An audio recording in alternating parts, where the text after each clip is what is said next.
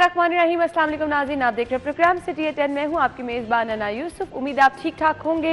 बहुत सारे लोग नज़ला ज़ुकाम बुखार की शिकायत कर रहे हैं। ये वायरल इन्फेक्शन टाइप है और यस, कुछ मौसम बड़ा अजीब सा है, कभी धूप और कभी एकदम रात में धुंध भी हो जाती है, सर्दी भी हो जाती है। अभी सैटरडे नाइट अच्छी खासी सर्दी थी, सुबह उठे तो मौसम सर्द भी होता, फिर बारिश का इंतज़ार है। तो दुआ कीजिए बारिश हो तो ये थोड़ा सा मौसम जो है ये सेटल हो। मुझे खुद गले में बहुत ज़्यादा कल से पेन हो रही है, तो ऐसे लगता है जैसे बुखार भी हो रहा है किसी टाइम। तो एहतियात करें, बच्चों के हवाले से ख़ास तौर पे एहतियात करें। प्रोग्राम का आगाज़ हम करेंगे आज की खबरों से, टॉप स्टोरी से, और 11 बजे वाले सेगमेंट में आपके बर्थडे भी शामिल करेंगे। हमारे मेहमान भी हमें ज्वाइन करेंगे। हमारे सीनियर रिपोर्टर्स मौजूद हैं, आमिर रजा खान साहब और वकास अहमद। अस्सलाम वालेकुम। वालेकुम अस्सलाम। पहली खबर की तरफ चलते हैं। नई नस्ल को बचाएंगे, मोहसिन नकवी का ये कहना है। ये वक्त की अहम ज़रूरत है, बारहा इस पे प्रोग्राम्स भी कर चुके हैं। शहर में आप अगर नज़र दौड़ा लें तो जगह जगह पर आपको मनशियात फरोश भी नज़र आते हैं, नशे के आदी अफराद के डेरे भी नज़र आते हैं। बात बहुत आगे निकल जाती है तब जब आपके दर्सगाहों में, जब आपके स्कूल्स में इस तरह के केसेस पकड़े जाते हैं। फिर वकास हमारे साथ मौजूद हैं। बहुत सारे केसेस ये रिपोर्ट कर चुके हैं कि खुद पुलिस इसमें मुलव्वस होती है। जाएं तो जाएं कहाँ, जहां आपका आवे का आवा बिगड़ा हुआ है, लेकिन नौजवान नस्ल तबाही की तरफ जा रही है। आपके मेरे ख्याल से सबसे बड़ा धब्बा एक यही है कि आपके नौजवान जिनके अंदर बहुत सारी कैपेसिटी है, जो अपने मुल्क के लिए बहुत सारा सर्व कर सकते हैं, इस लानत की वजह से उनकी जहनी सलाहियतें जो हैं वो मान पड़ जाती हैं। मुझे बड़ा अफसोस होता है पर्सनली जब मैं देखती हूँ बच्चों को, लड़कियों को, लड़कों को हाथ में वेव पकड़े हुए, सिगरेट पकड़े हुए। यकीन माने अजीब सा अफसोस भी होता है और ताज्जुब भी होता है कि हमारी सोसाइटी जा किस तरफ रही है। वकास अहमद, मैं आपसे आगाज़ कर रही हूँ। मोहसिन साहब की हमें उनकी नीयत पे या उनकी इंटेंशन पे तो किसी किस्म का शक नहीं है, बट विद ड्यू रिस्पेक्ट आपसे भी और उनसे, मोहसिन साहब को ये कहना चाहिए था कि नई नस्ल का इलाज करवाएंगे। ये ऑलरेडी एडिक्ट हो चुके हैं। एक मैं रफली आपको एस्टीमेट बताता हूँ कि लाहौर में सिर्फ एक महीने में अराउंड 1 अरब की मंशियात कंज्यूम होती है।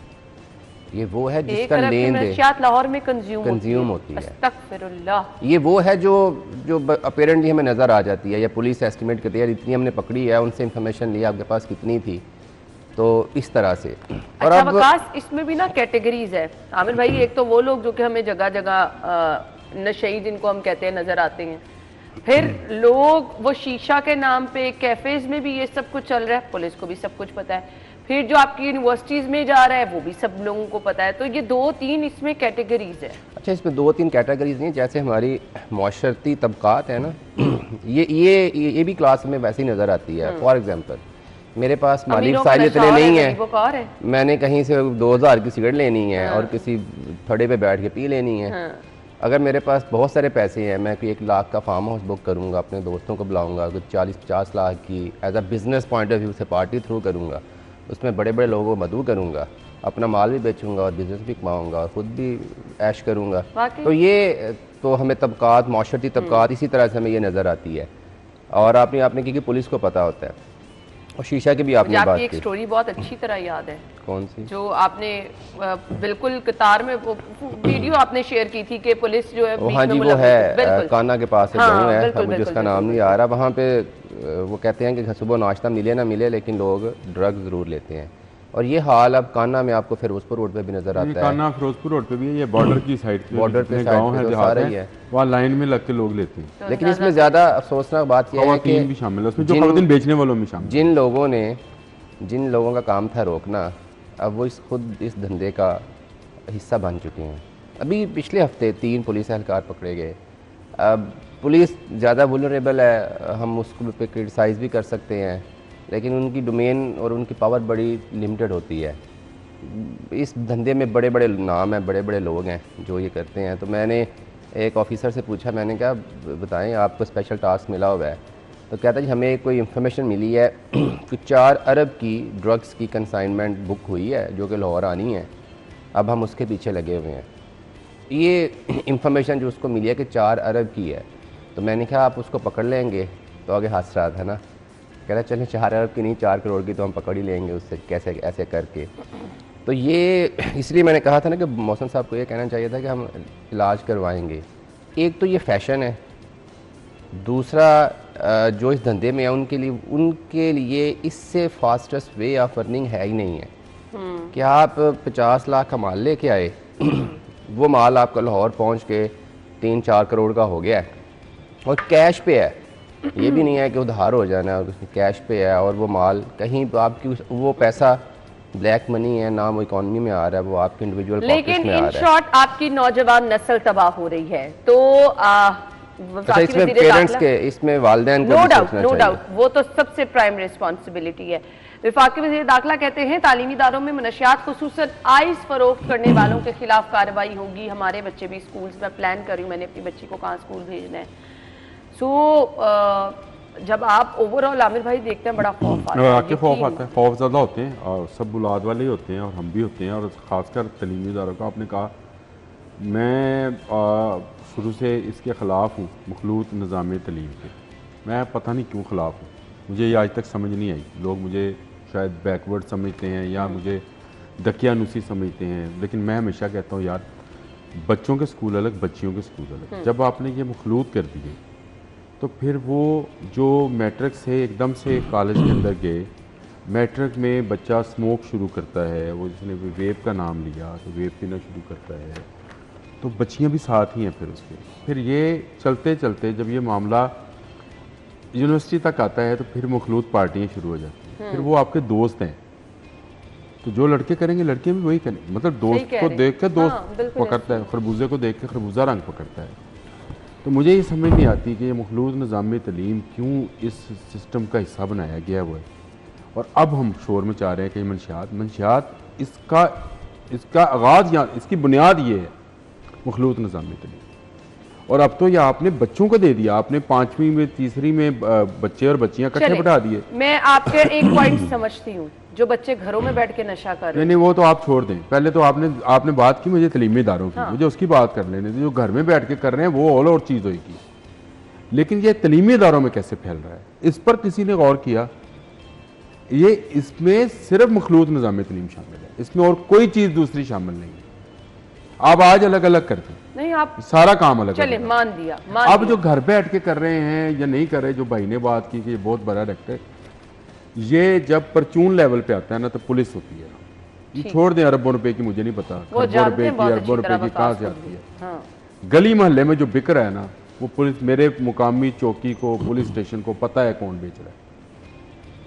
हो नहीं सकता पूरे का पूरा इस मोहल्ले में जहाँ जुआ हो रहा है, हो नहीं सकता पुलिस वाले को ना पता है। इस मोहल्ले में कौन शख्स या औरत या मर्द या बच्चा मंशियात फरोख्त कर रहा है, पुलिस वाले को हो नहीं सकता पता ना। तो फिर स्कूल इंतजामिया को नहीं अब ये पता क्या है, अब ये कौन? छुपाते किस तरह से, इसको छुपाते इस तरह से, जनाब वो बहुत बड़ा कार्टेल है, खरबों रुपए का मामला है, और ये भाई तू अपने गली मोहल्ले में तो रोकना, तू अपने थाने की दूध में रोक दे, करने दे उनको अरबों का काम। उसका चक्कर ही, मैं अपना गिरेबान झांकता नहीं हूँ, मैं अगले के गिरेबान के अंदर झांक कर उसके हालात बता रहा होता हूँ। पहले तो मैं अपना गिरेबान झांकूं, पहले तो पुलिस अपना काम करे, जो छोटे लेवल पे, जो भाई ने कहा भी कि उनके अख्तियारात छोटे लेवल पे हैं, छोटा कारीगर पकड़ ले। मेरे मोहल्ले में एक फ्रूट वाला है, हर तीसरे चौथे दिन वहाँ पुलिस वाले आते हैं, उस इलाके के भी नहीं है, उससे मुफ्त फ्रूट लेते हैं।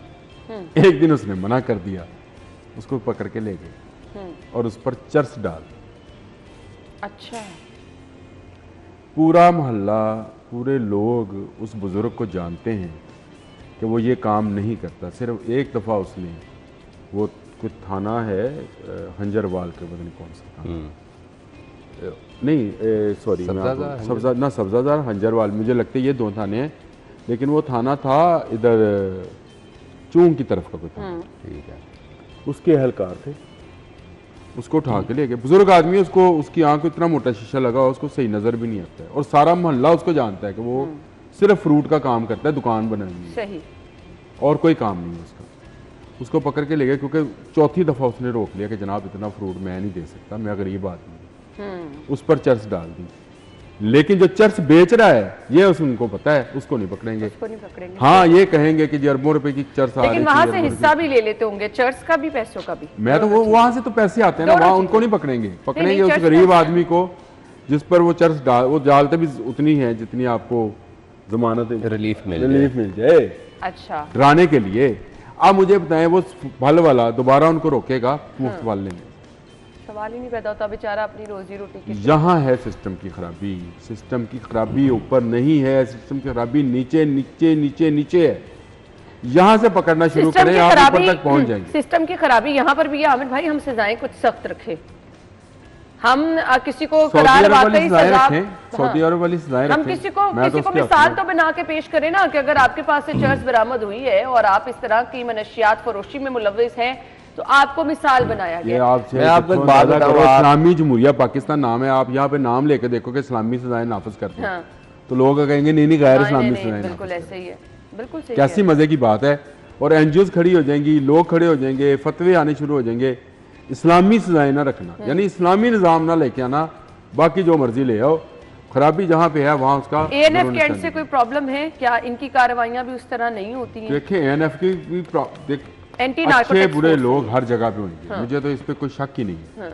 कि एक माशरा है तो उसमें कहीं अच्छे लोग भी होंगे, कहीं बुरे लोग भी होंगे, लेकिन एएनएफ ने पिछले एक साल में जितने कार्रवाइयाँ की हैं और जितनी मंशियात पकड़ी है उसकी अगर फहरिस्त निकलवाई जाए तो अरबों खरबों रुपए की मंशियात है। वो एक पूरे साल के एंड पे ये नहीं पूरे साल के एंड पे मंशियात सारी जला देते हैं, जलाते भी हैं। हाँ। और जो करते भी हैं, लेकिन इस दफ़ा जो मंशियात पकड़ी गई वो लॉन्चेस में पकड़ी गई, बड़ी हुई लॉन्चेस थी। मैं एएनएफ की कार्रवाई और जो उन्होंने ट्रॉलर पकड़े, जो ट्रक पकड़े, जिस तरह से मंशियात पकड़ी, मैं समझता हूँ ये उनकी बहुत बहादुरी है। इनके कमांडर को मैं सलूट करना चाहूँगा कि उन्होंने ये मंशियात मजीद रोक सकते हैं। अभी भी कहीं ना कहीं कोई ना कोई अच्छा फैसला किया वफाकी वज़ीर दाखिला ने ये, लेकिन उनके साथ साथ ना कुछ रिस्पॉन्सिबिलिटी बीइंग अ पेरेंट हम लोगों की भी है। हमारे बच्चे क्या कर रहे हैं, खुदारा इस पे नज़र रखें। खुदारा अगर आपका बच्चा आपके सामने वेव पी रहा है, उसके इर्द गिर्द दोस्त ऐसे हैं तो उनको उनकी कंपनी से दूर रखें। स्कूलों में जाके अपने बच्चे के बारे में पूछें, एकेडमीज़ में जाके अपने बच्चे के बारे में पूछें, अपने बच्चे के फ्रेंड सर्कल पे नज़र रखें। यहाँ से ही बिगाड़ पैदा होता है और फिर बात बहुत आगे निकल जाती है। हम ब्रेक के बाद आपको ज्वाइन करेंगे, स्टे विद अस।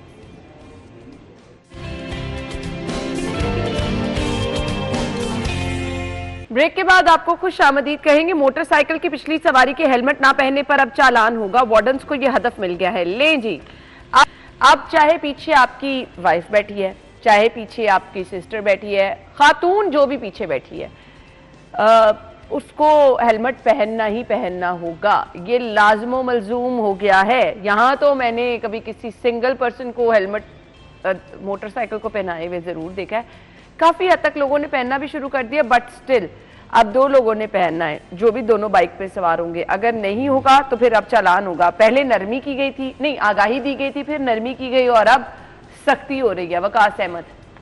अच्छा, मैं तो वैसे मैं देख रहा हूँ फ्यूचर में शायद बाइक पाकिस्तान में वैसे ही बैन हो जानी है, क्योंकि जो भी नया CTO या गवर्नमेंट आती है वो बाइकर से ही स्टार्ट करती है। अब बेशुमार हम चीज़ें कहते हैं कि जी बाइक वाले बदतमीज़ हैं, रोड उनको यूज़र का नहीं है। क्या आपको एक पॉलिसी है कि जिसने बाइक लेने जाना है क्या उससे वो शोरूम वाला चेक करता है या इसके पास लाइसेंस है, इसके पास चला सकता है, नहीं चला सकता? पिछले दफ़ा भी ड्राइव एक चली, ये हेलमेट नहीं पहनते, बच्चों पे आपने पकड़ धकड़ FIR माइनर से केसेस पे। अब वो बच्चे बेचारे अपने करैक्टर सर्टिफिकेट के लिए जलीलो ख्वार हो रहे हैं, अब जुर्माना भी कर रहे हैं साथ उनको। मतलब इस तरह से जी मतलब मुझे नहीं समझ आ रही कि गवर्नमेंट की क्या पॉलिसी है। तो अभी ये नज़र आएगा। मेरा क्वेश्चन सिर्फ ये है, क्या इस शहर में या इस मुल्क में जो ट्रैफिक कवानीन का वायलेटर है क्या वो सिर्फ बाइकर है? बाइकर नहीं है ना। रियासत को अपनी ताकतवर से पहले आजमानी चाहिए। बड़ी गाड़ी को वार्डर रोकता नहीं है, वो जैसे मर्जी गुजर जाए।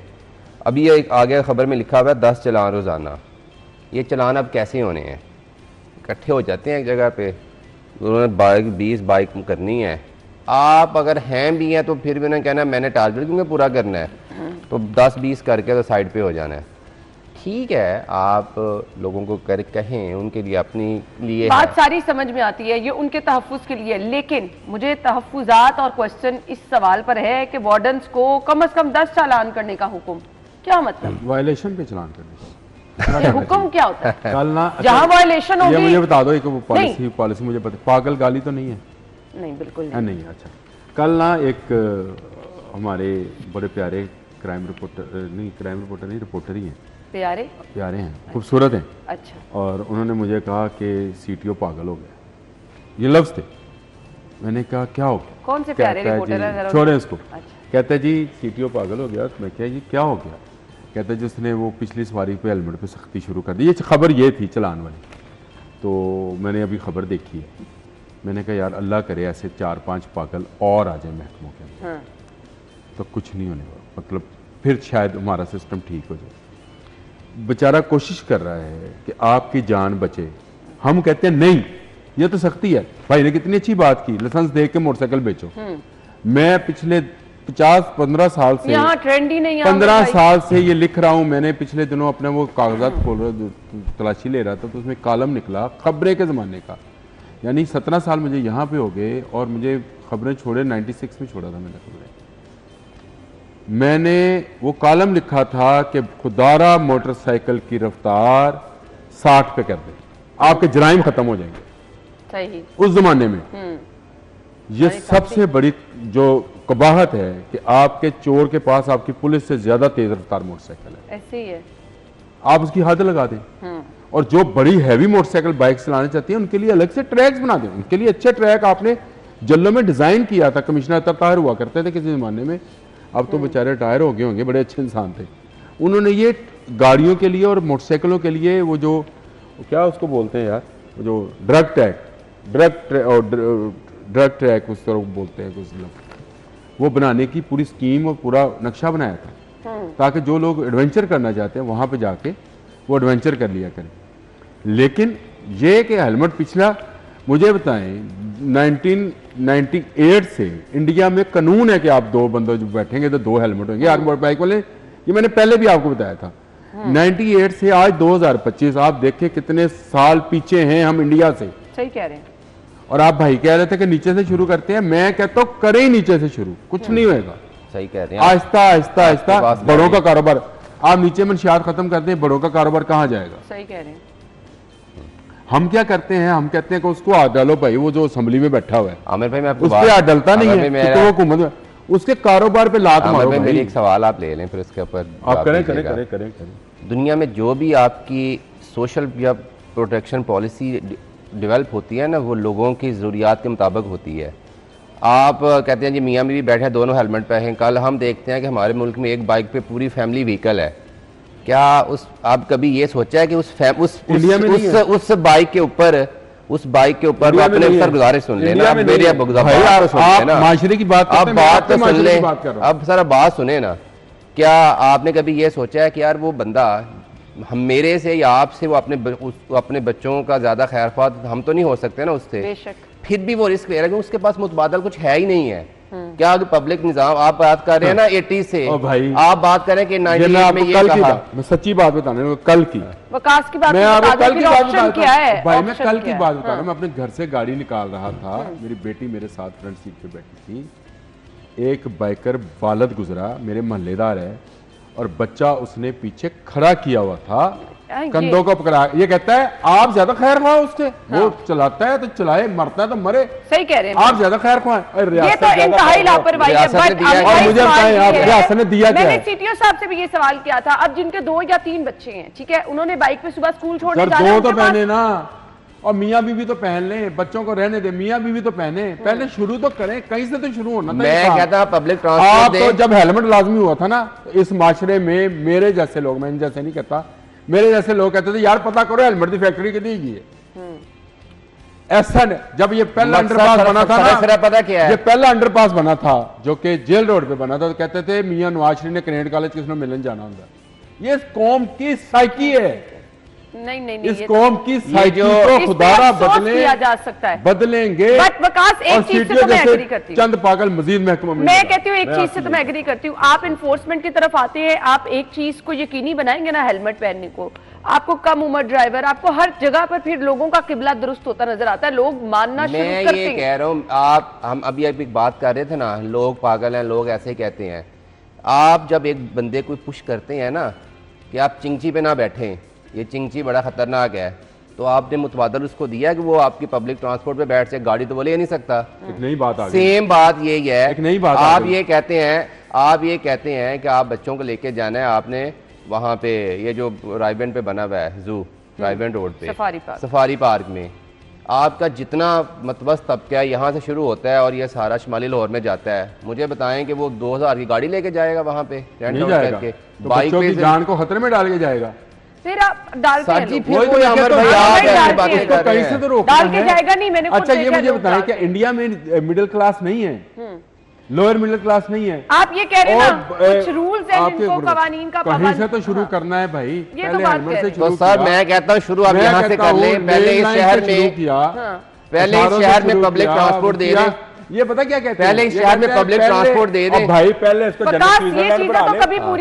बंदी लगा। ये आसान है पब्लिक ट्रांसपोर्ट देना। मसाइल तो कभी भी आप कह दें कि एकदम हल पब्लिक ट्रांसपोर्ट दे सकते हैं। जिन्होंने पब्लिक ट्रांसपोर्ट दी उनको आपने कहा ये जंगला बस बना रहे हैं। चलो जिन्होंने पब्लिक ट्रांसपोर्ट इस शहर को दी। एक सवाल थोड़ा सा वाइंड अप की तरफ आते हैं ना, हल तो ये है वकास अहमद, आप आमिर भाई की बात से अग्री करें ना करें, लेकिन उनका एक पॉइंट बिल्कुल वैलिड है कि आगाज तो करना ही करना है। क्या हम हर चीज को जिम्मेदार ठहरा के ये नहीं कह सकते कि ये नहीं है तो हम क्या करें? है आप लिख लें, आप मैं यहाँ आपको लिख के दे देता हूँ। क्या आप हेलमेट नहीं पहनाएंगे? ये परमानेंट सोल्यूशन है ही नहीं है। मान लिया, मैं बताता हूँ ये आप उन लोगों में शामिल हैं, आप उन लोगों में शामिल हैं कि आप खुद हेलमेट पहनेंगे और पीछे बैठने वाले को नहीं पहनाएंगे? मैं उन लोगों में शामिल हूँ जिनका मौक़िफ़ ये है कि आप एक बंदे बैन कर दे, सिर्फ एक बंदा बैठेगा बाइक पे SOPs के साथ, लेकिन आप मुतबादल पब्लिक ट्रांसपोर्ट दे रहे हैं। और मुतबादल पब्लिक ट्रांसपोर्ट भी मिली हुई है भाई, तब भी लोग करते हैं। इलेक्ट्रिक बस से भी आ गई। इलेक्ट्रिक बस से भी आ गई। आप ये देखें कि वो बच्चे आप जो है वो देखें। मैं तो आपको इस मुल्क में ऑरेंज लाइन चल रही थी तो एक जज स्टे लेके बैठ गया ताकि ये इसके दौरे हुकूमत में ना चले। मुझे ये बताएं इस मुल्क का क्या हाल होएगा जिसमें आपको जिद छोड़ दे और ये कह दे लोगों को आगाज कर लें, कैसे तो करें। सिटी ट्रैफिक पुलिस की बात मान लें, चालान के डर से नहीं हेलमेट पहने, अपनी जान बचाने के लिए हेलमेट पहने, ये आप लोगों के लिए जरूरी है। ब्रेक के बाद आएंगे जी, आप हमारे साथ ही रहें।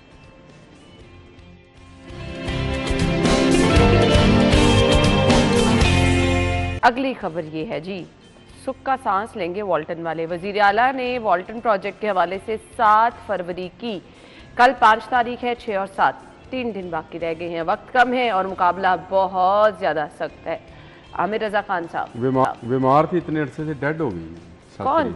ये वाल्टन रोड। अच्छा, बीमारी अभी तक ठीक नहीं है और ये पता नहीं कैसे इफ्तिताह होगा या नहीं होगा। PHA जिस तरह से काम कर रहा है, जिस तारीख से इस पर वाल्टन रोड पे काम हुआ है वो अमेजिंग। हम तो कहते थे कि निगरान वज़ीर आला ने ये प्रोजेक्ट शुरू किया था उन्हीं के दौर में ख़त्म हो जाता।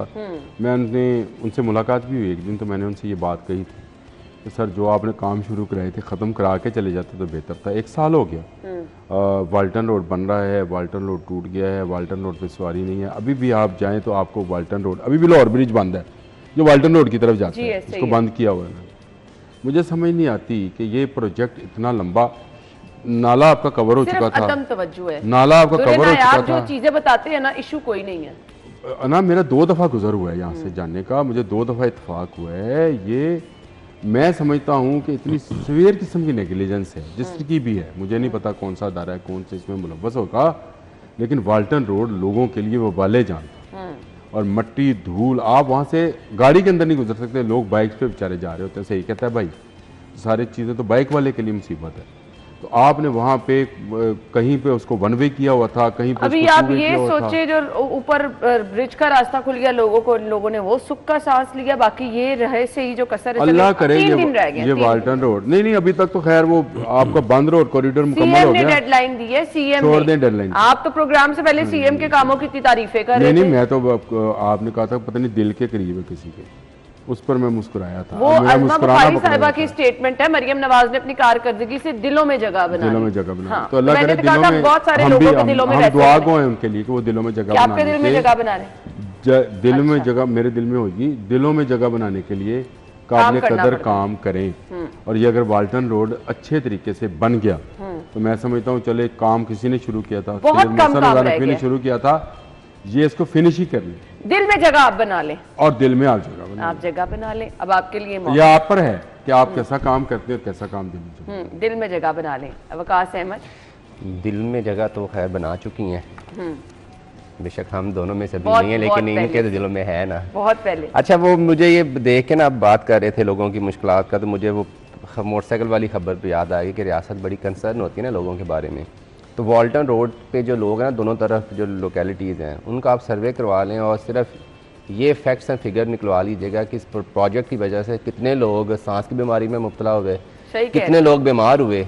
धूल ठीक है, मट्टी, हाँ। और तखीर से होने, तखीर प्रोजेक्ट की वजह से नहीं, प्रोजेक्ट को तखीर में करने की। ऑब्वियसली जो टाइम था उससे पूरा चलें जी, मैं माजरत चाहता हूँ तखीर की वजह से, आमिर भाई जैसे कह रहे हैं।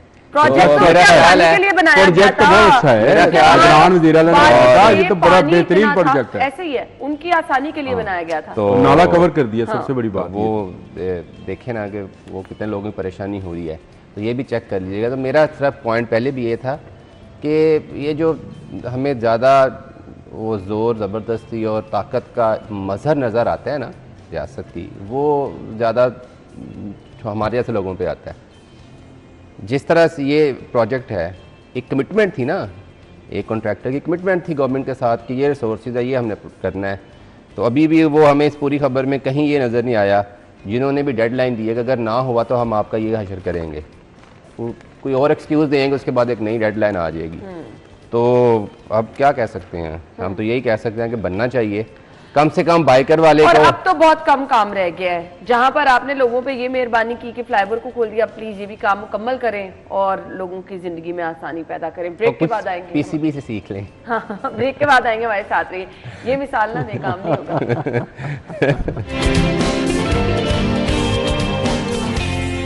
खुश आमदीद आपको एक बार फिर से कहेंगे। हमारे पास खबर ये है जी, ब्रायलर साफी गोश्त के नाम पर 680 रुपए फी किलो में वसूली की जा रही है। पोल्ट्री फार्म्स और ब्रोकर्स मिलकर मुर्गी की कीमत कम करने में का नाम ही नहीं ले रही हैं। अच्छा जी, गोश्त 595 रुपए की बुलंद तरीन सतह पर बरकरार है। 595 रुपए जो है वो कीमत है, और वो जो साफ करके गोश्त बना के दे रहे हैं उसकी कीमत तकरीबन 700 तक भी वसूल की जा रही है जी। 700 तक है। और ये मजे की बात ये है कि आप 1 किलो गोश्त लें, आप उसको तोल लें उसकी दुकान के ऊपर और उसको घर ला के तोल लें, तो जो आपको 1000 ग्राम मिलना था वो आपको कहीं 850 ग्राम होएगा, कहीं वो 750 ग्राम होएगा। यानी अच्छा। आपको पूरा 1 किलो भी नहीं मिलता। चलें 595 रुपये तो मैं मान लिया ना कि आपने कीमत रख दी, कीमत बढ़ गई, ब्रोकर्स ने बढ़ा दी। अव्वल तो ये भी कल कबीना में डिस्कस हुआ है, मुर्गी का गोश्त और जो कुकिंग ऑयल है, दोनों चीज़ें डिस्कस हुई हैं कि ये इनकी कीमत कैसे बढ़ रही है। तो ये एक कार्टेल है जो कि ये सारा, उसमें गवर्नमेंट के लोग भी शामिल होंगे, लाजमी बात है, लेकिन जो आम दुकानदार है वो कैसे लूट रहा है, वो खुद तो सही पैमाने पर गोश्त ले रहा है, लोगों को वो 1000 ग्राम का जो है वो 750 ग्राम दे रहा है। इनको चेक करने वाला एक महकमा हुआ करता था जब कारपोरेशन थी। जब से ये कारपोरेशन को हमने समझे कि नकारा किया है, उसके बाद से कोई चेक नहीं कर रहा कि आपके तंदूर पर रगने वाली रोटी क्या वेट क्या है। आप कह देते हैं डीसी से एसी को कह देते हैं। अब एसी सारे बेचारे सफाइयों पे लगे हुए हैं या लोगों के टायर पंक्चर करने में लगे हुए हैं। मैंने वीडियो देखी, सुबह लेके ना टायर पंक्चर कर रहे रॉन्ग पार्क, ये नहीं एक, और गाड़ी के अंदर बंदा बैठा हुआ ड्राइवर, अच्छा, उसकी भी टायर पंक्चर कर रहे हैं।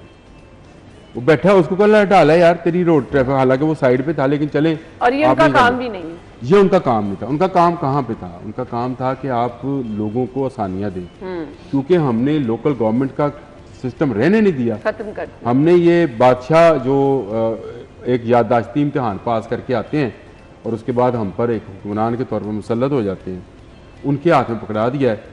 ना किसी का वेट के वो चेक हो रहे हैं, ना उसके पैमाने चेक हो रहे हैं, ना रोटी का, ना दूध का। अजीब सूरत हाल है। और उसमें ये माफिया जो है, जो कि मुर्गी महंगी कर रहा है, शादियों का सीजन था, इन्होंने खूब दिहाड़ी लगाई है। मेरा ख्याल इन्होंने 1-1.5 महीना, 1 महीना रमजान के पहले तक। अच्छा, इसके बाद पता क्या इन्होंने कहना है, अब मुर्गी महंगी हो रही क्योंकि रमजान आ गया। ये रमजान में लोग हैरात बहुत करते हैं, फिर उसके बाद मुर्गी महंगी कर देंगे जी। वो रमजान खत्म हुआ ना, ईद तो बाद फिर शादियों में। हाँ, ऐसे ही है। ये सारा साल इन्होंने कोई ना कोई सीजन जो है ना वो लगाया। हम बचपन में होते 10 थे। सेकंड है मेरे पास।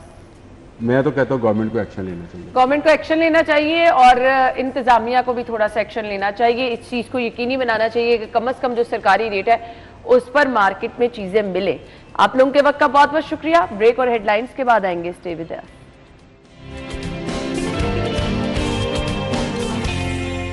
नाज़रीन, प्रोग्राम के इस हिस्से में हम बात करेंगे जी खिदमत के जज्बे से सरशार अल खिदमत फाउंडेशन की कुछ बहुत ज़बरदस्त, हमेशा से ही उन्होंने आवाम की खिदमत के लिए, दुखी इंसानियत की खिदमत के लिए काम किया, लेकिन कुछ ऐसे प्रोजेक्ट हैं जो ख़ास तौर पर अगर हम हेल्थ के हवाले से बात करें, एजुकेशन के हवाले से बात करें, तो हमेशा ये चीज़ें पेश रही हैं।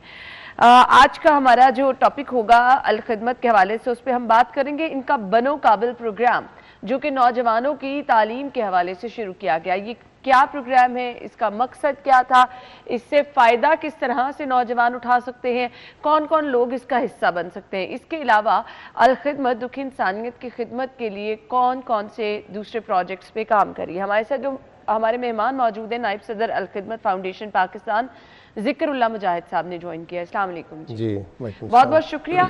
सबसे पहले ऑब्वियसली हर चीज़ की ग्राउंड होती है। आपका जो बनो काबिल प्रोग्राम है, इसके पीछे आपने देखा होगा कि कुछ ऐसे हालात हैं कि नौजवानों को बहुत ज़्यादा ज़रूरत है एजुकेशन की। हमारे मुआशी नो डाउट चैलेंजेस भी हैं, महंगाई भी बहुत ज़्यादा है, तालीमी चैलेंजेस भी बहुत ज़्यादा हैं। क्या समझते हैं आप, तालीमी लिहाज से, मुआशी लिहाज से किन चैलेंजेस का सामना है? बहुत शुक्रिया जी। बुनियादी तौर पे तो पाकिस्तान के मुआशी हालात जो अंडर स्ट्रेस हैं, उसकी वजह ये है कि पाकिस्तान के अंदर इंडस्ट्री उस तरह से ग्रो नहीं कर पाई, जॉब्स नहीं है, आबादी बहुत बड़ी है, दुनिया का 5वां बड़ा मुल्क है पाकिस्तान आबादी के लिहाज से, और एजुकेशन का शऊर बड़ा है। आप देखें कि इस वक्त पाकिस्तान की जो लिटरेसी रेट है वो 62% से तजावज़ कर गया हुआ है, जो कि किसी दौर में 20-25% तक होता था। और इसमें ख़ास तौर पे फिर जो बच्चियां हैं उनके अंदर बड़ा ट्रेंड है एजुकेशन का। अगर आप यूनिवर्सिटीज़ में चली जाएं, मेडिकल कॉलेजेस में देखें, तो बहुत बड़ी तादाद है जिसमें फ़ीमेल जो हैं वो आगे बढ़ रही हैं। अब इन हालात के अंदर बच्चे जब पढ़ लिख जाते हैं, डिग्री कर लेते हैं, तो जॉब नहीं है, इंडस्ट्री ना होने की वजह से या जॉब्स की अनअवेलेबिलिटी की वजह से। अब ये एक वो प्रॉब्लम है कि जिसकी वजह से मुआशरे के अंदर एक आप समझें कि स्ट्रेस है, बच्चों के ऊपर भी, वालिदैन के ऊपर भी। बच्चे पढ़े लिखे घर बैठे हुए हैं, वालिदैन उनके ऊपर पैसे खर्च करके पढ़ा देते हैं, फिर वालिदैन उनको बुरा भला कहते हैं कि तुम घर में बैठे हो, करते कुछ नहीं है, जॉब्स अवेलेबल नहीं है।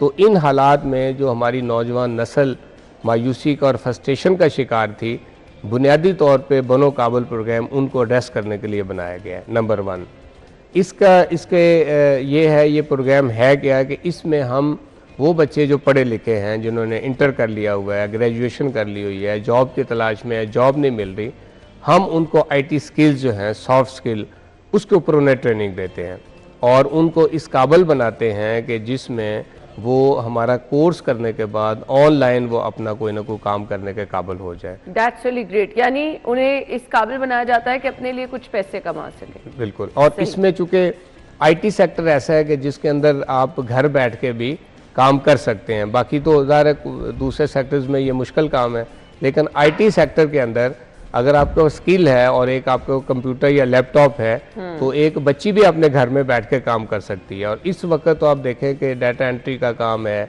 डिज़ाइनिंग के काम है, फ्रीलांसिंग के काम है, ई कॉमर्स है, तो पूरी दुनिया चूँकि कनेक्ट हो गई हुई है, इसलिए हम ये समझते हैं कि ये एक इतना बड़ा इनिशिएटिव है इस यंग हमारी नस्ल के लिए, नौजवान नस्ल के लिए, कि वो इसके ज़रिए से अपने लिए भी रोज़गार कमा सकते हैं, फ्रस्ट्रेशन से भी निकल सकते हैं और पाकिस्तान के अंदर ज़र मुबादला भी आ सकता है डॉलर के ज़रिए से। अब मुझे बता दें कि वो नौजवान, वो बच्चे, वो बच्चियां जो इसका हिस्सा बनना चाह रहे हैं, सर तरीक़ेकार क्या है उसका? बड़ा सिंपल है। ये हमारी वेबसाइट है banokabil.org।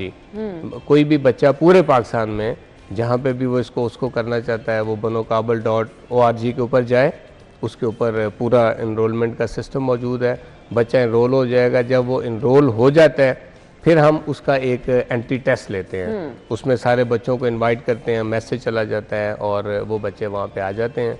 फिर हम उनका एंट्री टेस्ट लेने के बाद उनके बैजेस बना देते हैं। वो बच्चे जो सिलेक्ट हो जाते हैं उनके बैजेस बनते हैं। फिर हम उनकी ट्रेनिंग करते हैं, फिज़िकल ट्रेनिंग होती है। वो अपने शहर में मुख्तलिफ लैब्स हम बना रहे हैं, तो वहाँ पे वो आते हैं बच्चे और आके तो फिर वहाँ पे वो 3 मंथ का हमारा वो सेशन है ट्रेनिंग का, और इसमें बहुत अच्छे हाईली क्वालिफाइड जो IT स्किल हमारे इंस्ट्रक्टर हैं वो और इसमें को कुछ पे नहीं करना पड़ता। ये टोटल फ्री ऑफ कास्ट है, इसमें बच्चे को कुछ पे नहीं करना पड़ता। वैसे तो ये प्रोग्राम जो हम सिखा रहे हैं इसमें कोई 28 प्रोग्राम है मुख्तलिफ जी, जिसमें डिज़ाइनिंग, फ्रीलांसिंग, ई-कॉमर्स और इस तरह से डिफरेंट जो प्रोग्राम हैं। लेकिन अगर उसको मार्केट में किया कोई बच्चा करना चाहे तो इसमें कमोबेश कम अज़ कम भी 30,000 का एक कोर्स है, और ये 50-60 हज़ार तक भी इसकी लागत, जो अच्छे इदारे हैं वो ज़्यादा पैसे ले रहे हैं, जो कि अलखिदमत बनो काबिल में फ्री ऑफ कास्ट इस प्रोग्राम को करवा रही है। सही। सो मुझे ये बता दीजिएगा, ये उन लोगों के लिए भी है जो अपनी एजुकेशन जो है वो लेकर चल रहे हैं या कोई नौकरी कर रहे हैं साथ वो भी इसका हिस्सा बन सकते हैं? अच्छा, इसमें तो सारे ही आ सकते हैं ना, लेकिन हम वैसे बच्चों की काउंसलिंग करते हैं कि एक बच्चा मिसाल के तौर पे FSC कर रहा है, प्री मेडिकल में है, प्री इंजीनियरिंग में है, तो वो उस पर फोकस करे, बजाय इसके कि वो इस प्रोग्राम में आ जाए। तो वो अपनी FSC को कंप्लीट करे, वो अच्छे मार्क्स ले और मेडिकल कॉलेज में, यूनिवर्सिटी में या बिजनेस प्रोग्राम में जहाँ वो जाना चाहता है वो उधर जाए। ये बुनियादी तौर पे तो हम प्रेफर उन बच्चों को करते हैं या उनकी काउंसलिंग और गाइडेंस ये करते हैं कि जो बिल्कुल पढ़ने के बाद फारिग बैठे हुए हैं, जॉब मिल नहीं रही और वो वेले घर में बैठे हुए हैं, परेशान है, वालिदैन भी परेशान है, तो ज़्यादा अच्छा तो उनके लिए है कि वो बच्चे इसमें आए। लेकिन इसमें कदगन कोई नहीं है, अगर कोई बच्चा पढ़ रहा है कॉलेज में और साथ वो चाहता है कि वो ये स्किल ले ले तो हमारी तरफ से ओपन है। सर, अब ये बिल्कुल फ्री ऑफ कॉस्ट है, तो क्या इनको आप मुखैर हजरात की मदद से चला रहे हैं? ऑब्वियसली इसके लिए आपको पे तो करना पड़ता होगा, वो तमाम लोग जो कि ये सिखाते हैं, तो किस तरह से ये सिस्टम चलाया जा रहा है? अच्छा, वैसे ये काफ़ी महंगा प्रोग्राम है। आप अंदाज़ा करें, इस वक्त 200 सेंटर हमने पूरे पाकिस्तान में बना लिए हुए हैं, और आप देखें कि एक कंप्यूटर कितने का आता है, आपको अंदाजा ही है। और अगर एक 50 कंप्यूटर्स की लैब है तो कमोबेश वो कोई आप समझें कि 70-80 लाख के अंदर करोड़ के करीब हमें फिर कास्ट करती है ना, तो फिर इसके रनिंग एक्सपेंसेस काफ़ी हैं। इसलिए कि जो इंस्ट्रक्टर आएंगे तो जो अच्छा इंस्ट्रक्टर है वो तो आपसे ज़्यादा डिमांड करेगा, और हम ये हाईली क्वालिफाइड लोग ही ये जो स्किल प्रोग्राम है उसको तो वही सिखा सकते हैं।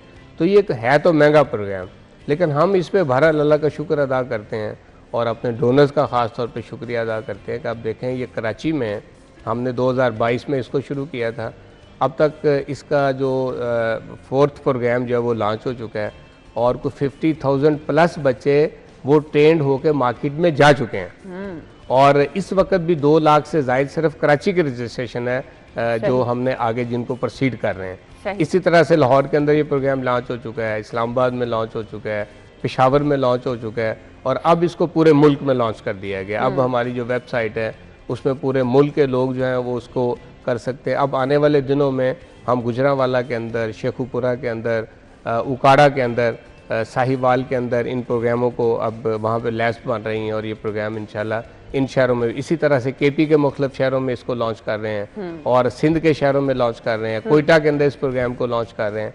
तो आप समझें कि ये अगले 6 महीने के अंदर अंदर ये इन 5-6 बड़े शहरों में जिनमें ये प्रोग्राम शुरू हो चुका है, उनके अलावा बाकी शहरों में भी आज का रजिस्ट्रेशन शुरू है बाकी। चलें जी, ये तो बहुत अच्छी चीज़ है। इसके अलावा कुछ खुसूसी तौर पर रमज़ान के हवाले से अगर आपकी तैयारियां चल रही हैं, क्योंकि कुछ ही टाइम रह गए हैं माह मुबारक आने में भी, तो हम देखते हैं अलखिदमत रमज़ान में भी बहुत ज़बरदस्त काम करती है, तो क्या प्लानिंग है आपकी? रमज़ान में हमारा एक बड़ा प्रोग्राम तो उन गरीब फैमिलीज़ तक राशन फूड पहुँचाने को होता है, जो पूरा महीना फिर वो रमज़ान के रोज़े उस पर रखते हैं।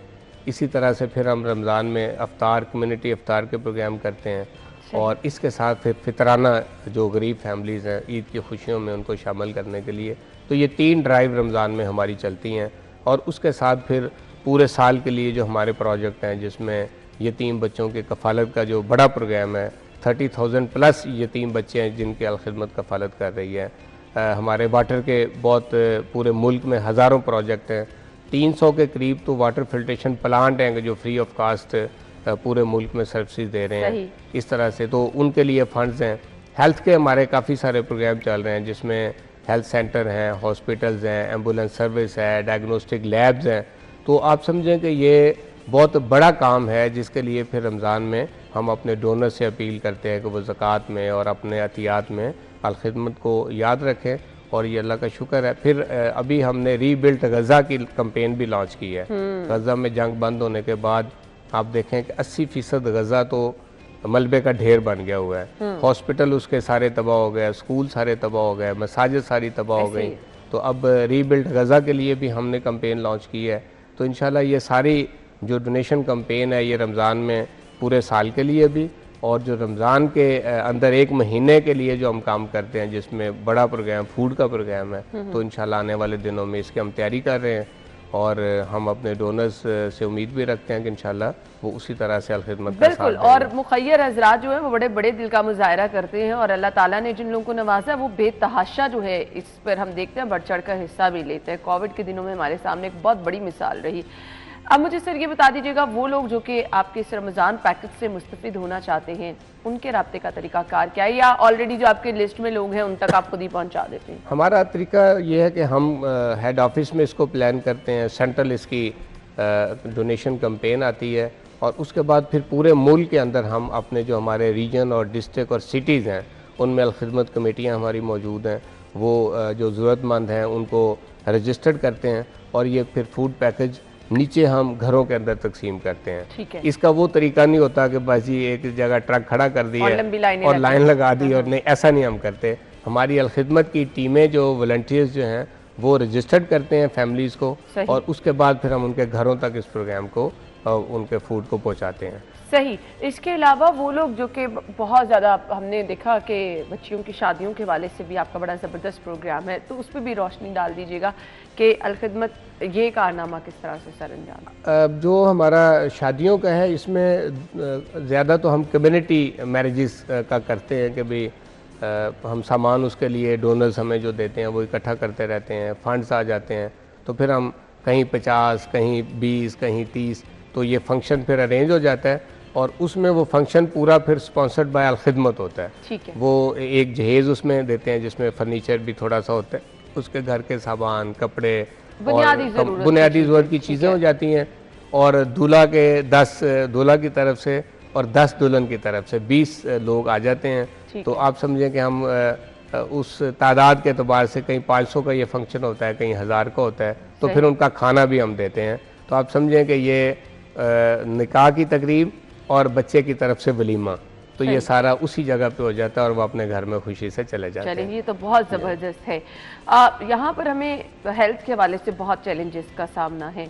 लोगों के पास इलाज मुआलजे के लिए पैसे नहीं हैं, महंगे टेस्ट, डॉक्टर्स की फ़ीस, तो अलखिदमत किस तरह से जो लोग मुख्तलिफ बीमारियों में मुब्तला हैं उनके इलाज मुआलजे के लिए किस तरह से पेश? भाई इसमें हमारे मुख्तलिफ प्रोग्राम हैं, बड़े हॉस्पिटल हैं, कोई 50+ हॉस्पिटल हैं पाकिस्तान में, इस तरह से मेडिकल सेंटर्स हैं, और मदर जो ना चाइल्ड केयर सेंटर्स हमने अलहदा से बनाए हुए हैं, और डायग्नोस्टिक लैब का सेटअप है, जिसमें अब कराची के अंदर एक मेगा प्रोजेक्ट हमने लॉन्च किया अभी, जिसमें state of the art MRI, CT scan और जितने टेस्ट हैं वो वहाँ पे परफॉर्म हो रहे हैं। इस तरह से पूरे मुल्क में ये नेटवर्क मौजूद है। लाहौर के अंदर अलखिदमत की लैब मौजूद है।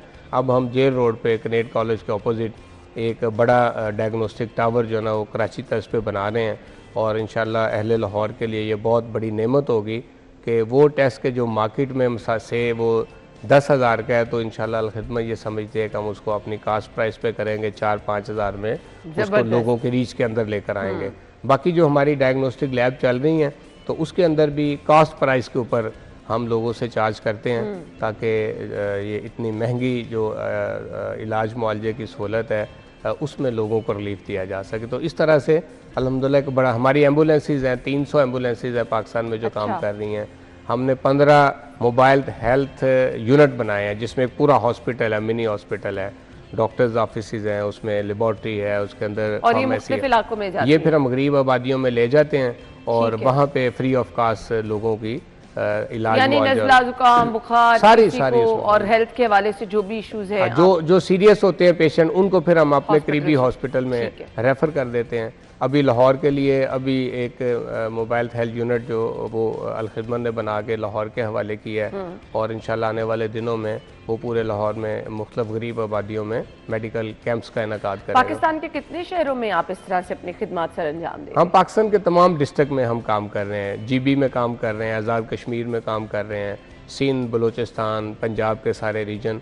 तो अलखिदमत का एक बड़ा नेटवर्क है। हमारे डिस्ट्रिक्ट के अंदर काम है और मैं आपको ये बताऊं कि हमारे 1 लाख रजिस्टर्ड वॉलंटियर हैं जो फ्री ऑफ कास्ट अलखिदमत के साथ काम करते हैं। हमारी जितनी लीडरशिप है, जैसे मैं वाइस प्रेसिडेंट हूँ, हमारे प्रेसिडेंट हैं, बाकी टीम है, तो टॉप टू टो डिस्ट्रिक्ट तक जितनी भी हमारे ओहदेदारान हैं ये सारे वॉलंटियर हैं। ये अलखिदमत से कोई जो अपनी तनख्वाह चार्ज नहीं करते और ये 1900 के करीब ये अफराद हैं कि जो फ्री ऑफ कास्ट। हमारे जो सदर हैं वो ख़ुद एक मेडिकल कॉलेज के डीन हैं, मेडिकल डॉक्टर हैं, वो अपनी सर्विसेज अलखिदमत को देते हैं। हमारे सेक्रेटरी जनरल जो हैं वो एजुकेशनिस्ट हैं, अपना काम करते हैं और अलखिदमत को टाइम देते हैं। इस तरह से हम मुख्तलिफ लोग जो हैं अपना अपना काम भी करते हैं और साथ अपने वक्त में से अलखिदमत को भी टाइम देते हैं और उसके कामों को देखते हैं। तो एक बड़ी स्ट्रेंथ है जो पाकिस्तान में अलखिदमत के पास है, तो इस पर हम अल्लाह का शुक्र भी अदा करते हैं। यही वजह है कि लोग अलखिदमत के ऊपर एतमाद भी करते हैं। बड़ा ट्रांसपेरेंट हमारा फिनांस का सिस्टम है, सारे गवर्नमेंट की रेगुलेशन को हम फॉलो करते हैं और ऑडिट गवर्नमेंट हमारा करती है और यही वजह है कि गवर्नमेंट ऑफ पाकिस्तान ने हमें टैक्स एग्जम्पशन भी दी है कि अलखिदमत जो है वो टैक्स से एग्जम्प्टेड हो गया। ओवरसीज का कैसा रुझान रहता है, क्या वो भी बढ़ चढ़ कर हिस्सा लेते हैं? हाँ, ओवरसीज़ बहुत हमारे साथ ताउन करते हैं। जो पाकिस्तानी ओवरसीज़ हैं या जो पाकिस्तान के नहीं भी हैं लेकिन मुस्लिम हैं, तो दुनिया के मुख्तलिफ मुल्कों में हमारा कनाडा में चैप्टर है, हमारा अमेरिका में अलखिदमत रजिस्टर्ड है, जापान में अलखिदमत रजिस्टर्ड है, ऑस्ट्रेलिया के अंदर अलखिदमत काम कर रही है। तो जितने बड़े मुल्क हैं जो गल्फ़ की कंट्रीज़ हैं उनमें फ्रेंड्स ऑफ अलखिदमत के नाम से हमारा सेटअप मौजूद है। तो ये लोग यूके के अंदर रजिस्टर्ड है अलखिदमत का सेटअप।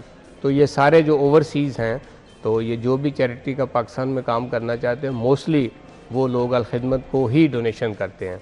इस तरह से जितनी मुस्लिम NGOs हैं पूरी दुनिया की वो हमारे साथ कोलैबोरेट कर रही हैं। यूनिसेफ और WHO वो हमारे साथ उसमें काम कर रहे हैं। WHO के 5 प्रोजेक्ट हैं जिनको अलखिदमत लीड कर रही है।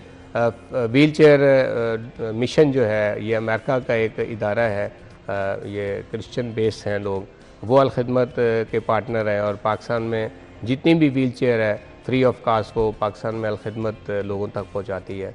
तो अब तक 50,000 व्हील चेयर हम पहुंचा चुके हैं लोगों तक और जिस भी डिसेबल को व्हील चेयर चाहिए हो उसको हम फ्री ऑफ कास्ट वो व्हील चेयर पहुँचाते हैं। चलिए जी, बहुत ज़बरदस्त। यतीम बच्चों के हवाले से कोई अगर आपका खुसूसी प्रोजेक्ट है, बहुत सारे हम देखते हैं ऑर्फन हाउसेस के हवाले से, तो उस पर भी रोशनी डाल दीजिए। यतीम बच्चों में तो अलखिदमत बहुत शानदार अल्हम्दुलिल्लाह काम कर रही है। इसमें हमारे 2 प्रोग्राम हैं, एक फैमिली सपोर्ट प्रोग्राम है और एक ऑर्फनेज है जिसको हमने आगोश का नाम दिया हुआ है यतीम खाने के बजाय। तो ये 22 आगोश हमारे ऑपरेटिव हैं, 8 प्रोसेस में हैं। इनमें एक बच्चे को हम ले लेते हैं नर्सरी में और उसको इंटर तक वो हमारे पास रहता है। उसका खाना पीना कपड़े हर चीज़ सब कुछ अलखिदमत अफोर्ड करती है। और इसी तरह से जो फैमिली सपोर्ट प्रोग्राम है उसमें बच्चा अपनी बेवा माँ के पास ही घर में रहता है और ये भी बहुत शफाफ हमने सिस्टम बनाया है कि बैंक अकाउंट है बेवा माँ का, हर महीने उसके अकाउंट में अलखिदमत जो है थ्रू बैंक पैसे भेजती है जिससे उस बच्चे की तालीम और उसके खाने पीने के अखराजात हम बर्दाश्त करते हैं। इसके क्लस्टर हमने बनाए हुए हैं, 100 बच्चों का एक क्लस्टर है, उस पर एक हमने FSO रखा हुआ है जो फिर उन घरों की निगहदाश्त करता है और उनकी बच्चे की एजुकेशन को इंश्योर करता है कि जो पैसे जा रहे हैं तो वो तालीम हासिल कर रहा है या घर में ही वो पैसे खर्च कर हो रहे हैं, इसको इंश्योर करते हैं। उस माँ की और बच्चे की जो हेल्थ स्क्रीनिंग है उसका हम पूरा बंदोबस्त करते हैं। साल में हम उसकी हेल्थ स्क्रीनिंग करते हैं ताकि माँ और बच्चा जो है वो उसको बीमारी से भी बचाया जाए, वो हेल्दी रहे। तो इस तरह से ये एक पूरा प्रोग्राम है और इस वक्त कुछ 35,000 के करीब बच्चे हैं जिनकी अलखिदमत पूरी कफालत कर रही है पाकिस्तान में। कोई ओल्ड एज होम में भी आप खिदमत सर अंजाम दे रहे हैं? ओल्ड एज होम वो पाकिस्तान में इसका कल्चर नहीं है। बूढ़े अपने बच्चों के साथ ही, वालिदैन जो होते हैं बच्चों के साथ ही रहते हैं, लेकिन अब बहरहाल ये मसला आ रहा है तो इसके लिए हम प्लान कर रहे हैं।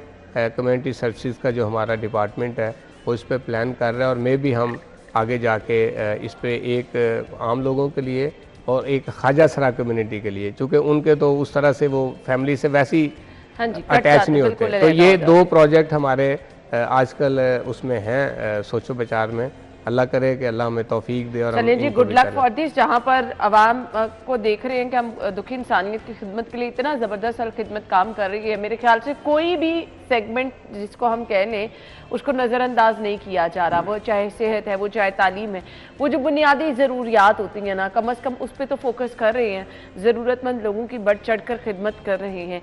सर, मैसेज क्या होगा देखने वालों के लिए? बस हम तो ये कहना चाहते हैं कि जो भी डोनर्स हैं, ख़ास तौर पे जिन्हें अल्लाह ने वसाइल दिए हैं, तो ज़ाहिर है पाकिस्तान की माशी हालत तो सबके सामने है, हम काफ़ी दबाव में हैं और कर्ज़ों का एक बोझ भी है। तो वो ज़रूर जिनको अल्लाह ने वसाइल दिए हैं तो वो इन वसाइल को सिर्फ अपनी फैमिली और बच्चों पे खर्च ना करें, बल्कि वो जो यतीम है, बेवा ख़वातीन हैं, ज़रूरतमंद हैं, वो अगर उसकी तरफ फ़लो करेंगे तो ये अल्लाह का वादा है कि जो मेरे रास्ते में खर्च करेगा पलट के आपकी तरफ पलट के, बल्कि पलट के बढ़ा के कई गुना, 100 गुना तक भी बढ़ा के अल्लाह ताला कहते हैं कि हम आपको देंगे। तो मेरा ख्याल है कि पाकिस्तान के मुखय्यर हज़रात जो करते हैं, पहले ही करते हैं, अगर वो इस तरफ फोकस हों और वो इदारे के जो बड़े मेरिट के ऊपर और ट्रांसपेरेंसी के साथ काम कर रहे हैं, अगर वो उनके साथ ताउन करें तो हम अपने बहुत सारे मसाइल को मिलजुल कर हल कर सकते हैं। No doubt. Thank you so much and good luck. बहुत बहुत शुक्रिया आपके वक्त के लिए। नाज़रीन, हम एक ब्रेक लेंगे, ब्रेक के बाद आपको ज्वाइन करेंगे, हमारे साथ रहिएगा।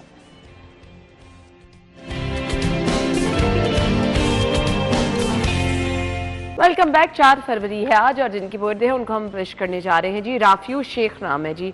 अब राफियू पता नहीं निक नेम भी खैर हो सकता है। याकूब अजीज़ है, अक्सा है, हाफिज़ मोहम्मद हाफी नाम है जी। अनाबिया वकास, मोहम्मद आतिफ, सैयद नजफ इकबाल, जोसेफ की सालगिरह है और इसके बाद जी कायनात की सालगिरह है, जावेद बेग की सालगिरह है और मंसूर शाहिद। आप सब लोगों को सालगिरह की मुबारकबाद, हैप्पी बर्थडे।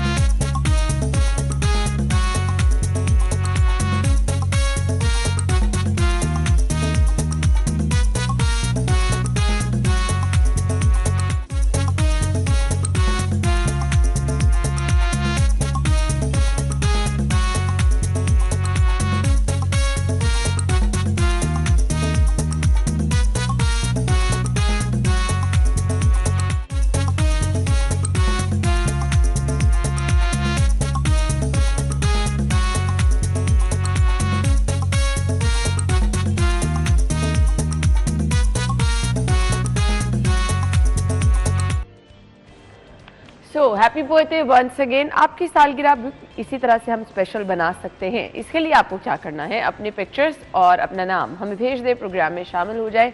थोड़ी सी आपको जल्दी ये करनी है कि हमारे पास क्योंकि बहुत सारी लंबी लिस्ट हो जाती है, तो पहले आएंगे तो आप पहले शामिल हो सकते हैं। इसलिए स्क्रीन पर नंबर है, इस पर अपनी पिक्चर्स और अपना नाम हमें भिजवा दें, प्रोग्राम में शामिल हो जाएं। प्रोग्राम का वक्त इख्तिताम को पहुंचा, कल सेम टाइम पर मुलाकात होगी। अपना ख्याल रखिएगा, इजाज़त दीजिए, अल्लाह हाफ़िज़।